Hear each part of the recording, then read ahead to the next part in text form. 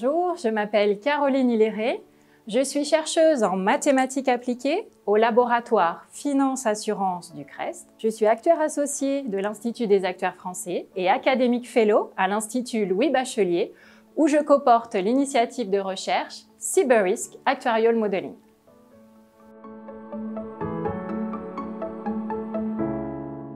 Ce que j'aime dans les mathématiques, c'est leur côté ludique. Le fait que l'on peut raisonner à partir de rien avec juste un bout de papier et un crayon, et que l'on puisse formuler une très belle théorie à partir de simples axiomes. Mais c'est surtout la rencontre avec ma prof de probabilité à l'Université de Toulouse, Monique Pontier, qui m'a décidé de faire de la recherche en mathématiques, alors que je me destinais plutôt à l'enseignement. Si je devais donner envie aux plus jeunes de faire une carrière de chercheuse ou de chercheur en mathématiques, j'insisterai en particulier sur l'autonomie dont on dispose, sur notre grande liberté à la fois dans le choix des sujets et des personnes avec qui nous travaillons, ce qui est un vrai luxe, et le fait que l'on ne fait jamais la même chose. Bref, c'est captivant et on ne s'ennuie jamais.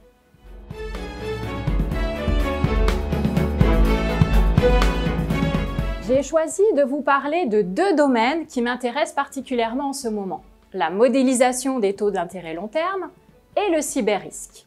Le point commun de mes recherches sur ces deux sujets est le besoin d'une modélisation dynamique de phénomènes aléatoires. Pour gérer le risque des taux long terme, il est important que le modèle, et en particulier les critères de décision, puisse s'adapter aux évolutions économiques et financières.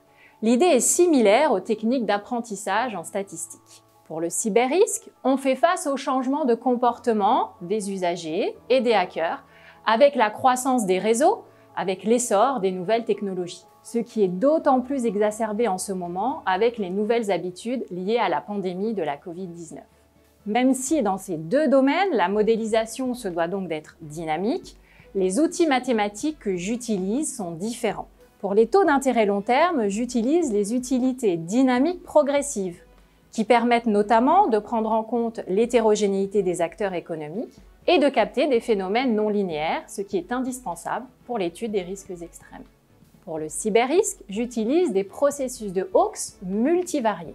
Il s'agit de processus dits auto-excités, notamment utilisés pour modéliser les répliques des tremblements de terre en sismologie. Cela me permet d'étudier les corrélations entre les événements et le risque d'accumulation de sinistres.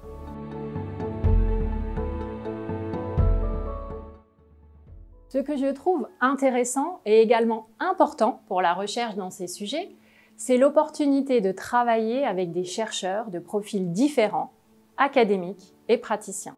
J'ai été amenée à m'intéresser au taux d'intérêt long terme dans le cadre du projet ANR Lolita sur le risque de longévité et pour lequel la question de l'actualisation de flux de maturité très longue est centrale, comme par exemple le paiement des retraites. Sur le risque cyber, mes travaux s'inscrivent dans le cadre de l'initiative de recherche Cyber-Risk Actuarial Modeling, financée par le fonds AXA pour la recherche et qui réunit des chercheurs de l'ENSAE Paris, de Sorbonne Université et des praticiens du groupe Risk Management d'AXA.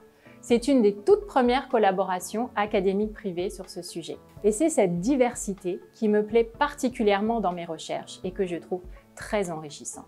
Sur le plan de la recherche en mathématiques, j'aime le côté abstraction des phénomènes, ce qui me permet souvent de mieux réfléchir aux problèmes et d'ensuite redescendre pour confronter les théories élaborées à des situations concrètes. Cela me permet de proposer des techniques novatrices, des outils mathématiques sophistiqués pour capter et modéliser des phénomènes aléatoires et évolutifs au cours du temps et ainsi appréhender les risques relatifs à ces phénomènes.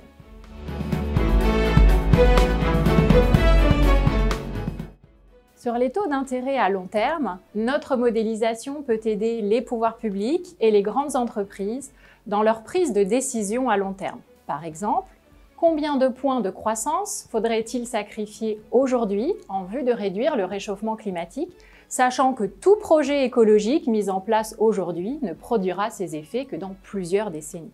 Plus globalement, quels sont les outils à disposition des décideurs et des pouvoirs publics pour évaluer des politiques ayant des impacts de long terme? Avec la croissance de l'économie digitale, le cyber-risque est devenu l'une des menaces principales pesant sur les entreprises et plus généralement sur la société. C'est un vrai risque systémique. La cybersécurité physique, même si elle permet de limiter le risque, ne permettra jamais de le réduire à zéro. Face à cette nouvelle menace, les compagnies d'assurance doivent jouer un rôle central de protection financière pour assurer la résilience du système. L'objet de mes recherches est de fournir des outils de décision à la gestion de ces risques.